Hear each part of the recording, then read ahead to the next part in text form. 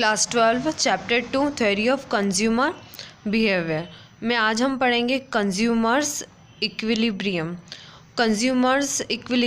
Consumers का मतलब होता है उपभोक्ता और इक्विलिब्रियम मतलब होता है संतुलन। तो कंज्यूमर्स इक्विलिब्रियम मतलब होता है उपभोक्ता संतुलन। डेफिनेशन कंज्यूमर इक्विलिब्रियम की, it refers to a situation under which a consumer spends his entire income on purchase of a good in such a manner that gives him maximum satisfaction and he has no tendency to change it. Consumer equilibrium, उपभोक्ता संतुलन वो होता है, एक ऐसी situation होती है जिसमें जो कंज्यूमर उपभोक्ता है उसकी इनकम को स्पेंड करना नहीं चाहता, मतलब उसको कहाँ क्या मिल जाता है वहाँ पर मैक्सिमम, जहाँ पर उसे सेटिस्फेक्शन मिल जाता है यूटिलिटी का और उसे वो बदलना नहीं चाहता, उसे हम कहेंगे कंज्यूमर इक्विलिब्रियम। जहाँ पर क्या मिल रहा है, मैक्सिमम सेटिस्फेक्शन मिलता है कंज्यूमर को किसी भी गुड को परचेस करने के लिए, अपनी इनकम स्पेंड करने के लिए, और वो उस सेटिस्फेक्शन को उस यूटिलिटी को चेंज नहीं करना चाहता, तो उसे हम कहते हैं कंज्यूमर्स इक्विलिब्रियम। ये हो गई मीनिंग ऑफ कंज्यूमर्स इक्विलिब्रियम। और मीनिंग दे रखी है कंज्यूमर्स इक्विलिब्रियम की। Consumer's equilibrium refers to a situation where a consumer gets maximum satisfaction out of his given money income and given market price. उपभोक्ता संतुलन एक ऐसी सिचुएशन होती है जहाँ पर कंज्यूमर को ज़्यादा से ज़्यादा क्या मिल जाता है, सेटिस्फेक्शन मिल जाता है, मैक्सिमम मिलता है सेटिस्फेक्शन किसमें, जिसमें वो मनी पे कर रहा है, अपनी इनकम आय दे रहा है किस पर, गिव मार्केट प्राइस पर, मतलब जो वो क्या कर रहा है मनी स्पेंड कर रहा है और उस मनी पर उसे क्या मिल रहा है, ज़्यादा सबसे ज़्यादा जहाँ क्या मिल रहा है सेटिस्फेक्शन मिलता है, उसे हम कहेंगे consumer's equilibrium. Consumer equilibrium through utility analysis can be ascertained with reference to a single commodity, two और सेवरल कमोडिटी। कंज्यूमर्स इक्विलिब्रियम को यूटिलिटी उपयोगिता के बेसिस पर दो पार्ट्स में क्या किया है, डिवाइड किया, मतलब दो पार्ट्स में उसकी डिटेल बताई गई है कंज्यूमर इक्विलिब्रियम की। फर्स्ट अ सिंगल कमोडिटी, मतलब एक वस्तु के संदर्भ में, और सेकंड टू और सेवरल कमोडिटी, दो या दो से अधिक वस्तुओं के संदर्भ में। कंडीशन ऑफ कंज्यूमर इक्विलिब्रियम हम समझेंगे दो फॉर्मूले के थ्रू। पहला है जब मार्जिनल यूटिलिटी और प्राइस क्या होता है, सेम होता है, तो उस कंडीशन में MUX इक्वल PX हम डिनोट करेंगे। किस कंडीशन में, जब मार्जिनल यूटिलिटी जो परचेस हम कर रहे हैं उपयोगिता वो हमारी, और जो हमारा प्राइस है उसकी कीमत है, दोनों क्या होगा, इक्वल होगा, सेम होगा, तो इस कंडीशन में होता है हमारा formula MUX equal PX। Marginal utility in terms of money, ये कब एक्सप्रेस होता है, जब कंज्यूमर अपनी प्राइस को अपनी उपयोगिता के साथ क्या करता है, कंपेयर करता है, तो उस कंडीशन में मार्जिनल यूटिलिटी मनी के टर्म्स में उसका फॉर्मूला रहेगा, इसके इक्वल में marginal utility in utils upon marginal utility of 1 रुपी। अब ये दोनों जो हमने आगे देखे हैं टर्म्स देखिए, दोनों को हम एक बार और देख लेते हैं।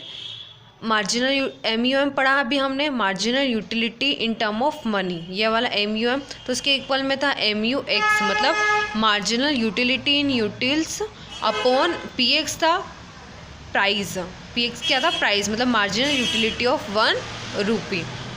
तो ये हमारा निकल गया MUM। जब हम क्या करते हैं मार्जिनल यूटिलिटी, हम जब मनी की बात करते हैं उस कंडीशन में हम क्या करते हैं, कंपेयर कर रहे हैं किसको, यूटिलिटी को और प्राइस को कंपेयर करते हैं, तो हम मार्जिनल यूटिलिटी को प्राइस से डिवाइड करते हैं। सेकंड कंडीशन हमारी थी जो हमने इसके सबसे पहले पढ़ी थी, मार्जिनल यूटिलिटी इक्वल PX, जहाँ पर क्या था मार्जिनल यूटिलिटी और PX क्या होता है, इक्वल होता है, एक जैसा होता है, तो उस कंडीशन में MU इक्वल PX या MUX इक्वल MUM हम क्या करते हैं, शो करते हैं। एक टेबल शो हो रही है, हम एक टेबल के थ्रू और एक डायग्राम के थ्रू कंज्यूमर इक्विलिब्रियम समझेंगे। एक टेबल दिख रही है, टेबल में कितने बॉक्स दे रखे हैं, 5। पहला unit of X, PX, MUX, MUM और सिचुएशन। तो फर्स्ट हम यूनिट देखेंगे, तो यूनिट 1 से 6 तक है। PX प्राइस जो एक जैसे दे रखे हमें, उसके बाद MUX मतलब है मार्जिनल यूटिलिटी 18, 15, 10, 6, 0, -4, मतलब वो क्या हो रही है, डिक्रीज होती जा रही है, फिर 0 पे आ गई, देन नेगेटिव हो गई। फोर्थ बॉक्स की अगर हम बात करें तो marginal utility in term of money, यहाँ पर हमने 1 यूटिल मतलब 1 रुपये ही क्या किया है, लिया है, एक यूटिल मतलब 1 रुपीज़। तो यहाँ पर हमें फॉर्मूला हम वही वाला पुट करेंगे, एम वाला, marginal utility x upon unit of x. तो मार्जिनल यूटिलिटी कितनी एक्स है और यूनिट कितनी है 1 है, तो 18 आ गया। मार्जिनल यूटिलिटी 15 है, यूनिट भी 1 है, मतलब 1 से 2 पर आ रही है तो 1 ही यूनिट है, 2 से 3 पर आ रही है तो 1 यूनिट है, 3 से 4 पर आ रही है तो 1 यूनिट है। यहाँ पर ज़्यादा का डिफरेंस नहीं हो रहा है। अगर 1 से 6 होती देन उस कंडीशन में 5 का डिफरेंस होता, तब हम 5 से डिवाइड करते। तो ये हो गई हमारी marginal utility in terms of money. इसके बाद सिचुएशन दे रखी है। तो फर्स्ट सिचुएशन है एम यू एक्स, मतलब marginal utility greater than P X. जब मार्जिनल यूटिलिटी क्या है, प्राइस से ज़्यादा है, तो उस कंडीशन में ऐसी सिचुएशन रहेगी। जब मार्जिनल यूटिलिटी और प्राइस क्या है, सेम है, इक्वल है, तो उस कंडीशन में सिचुएशन ये रहेगी। देन लास्ट में मार्जिनल यूटिलिटी क्या है, कम है, लेस देन प्राइस, तो उस कंडीशन में ये सिचुएशन रहेगी। यहाँ पर मार्जिनल यूटिलिटी कम है और प्राइस क्या है, ज़्यादा है। तो ये 3 अलग अलग क्या बताइए, सिचुएशन बताइए। पहली सिचुएशन थी marginal utility greater than P x price, marginal utility equal price, और थर्ड थी marginal utility less than P x. में ये डायग्राम शो हो रहा है। डायग्राम में हम देखेंगे कंज्यूमर इक्विलिब्रियम कहाँ पर है। तो डायग्राम में हमें एक्स एक्सिस दे रखी है, वाई दे रखी है, एक्स पर 0 से 6 तक है और वाई पर 0 से 24 और इधर माइनस में भी आ गई। तो एक्स वाली पर क्या है, यूनिट्स ऑफ कमोडिटी है, और वाई पर है marginal utility in price in rupees. तो हम ऊपर पर देखेंगे M U greater than P X, जब मार्जिनल यूटिलिटी क्या है, प्राइस से ज़्यादा है, तो उस कंडीशन में क्या होता है, कंज्यूमर सरप्लस हो जाता है। किस कंडीशन में, जब मार्जिनल यूटिलिटी ज़्यादा है, प्राइस कम है, प्राइस कम है और उसकी उपयोगिता क्या हो गई, बढ़ गई, तो उस कंडीशन में क्या होगा, वो सरप्लस होगा, कंज्यूमर सरप्लस होता है। उसके बाद अगर हम बात करें marginal utility less than P, जब मार्जिनल यूटिलिटी क्या है, पी से कम है, किस कंडीशन में, जब प्राइस ज़्यादा है और यूटिलिटी उपयोगिता कम है। जब प्राइस ज़्यादा रहेंगे तो ऑब्वियसली यूटिलिटी भी क्या होगी, कम रहेगी।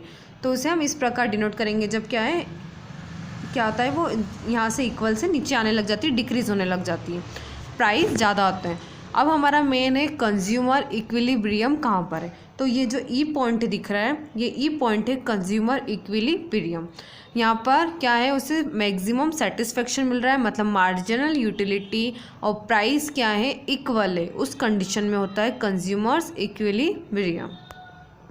तो ये वाला हमारा पॉइंट हो गया कंज्यूमर इक्विलिब्रियम। तो कंज्यूमर इक्विलिब्रियम हमने वो पढ़ा था जहाँ पर क्या होगा, एक कंज्यूमर को मैक्सिमम सेटिस्फेक्शन मिलेगा, और मैक्सिमम सेटिस्फेक्शन वो रहेगा जो उससे वो बदलना नहीं चाहता। जैसे यहाँ पर ये ई पॉइंट आ गया, जहाँ पर मार्जिनल यूटिलिटी और प्राइस क्या है, इक्वल होते हैं, उस कंडीशन में होता है कंज्यूमर इक्विलिब्रियम, ये ई पॉइंट।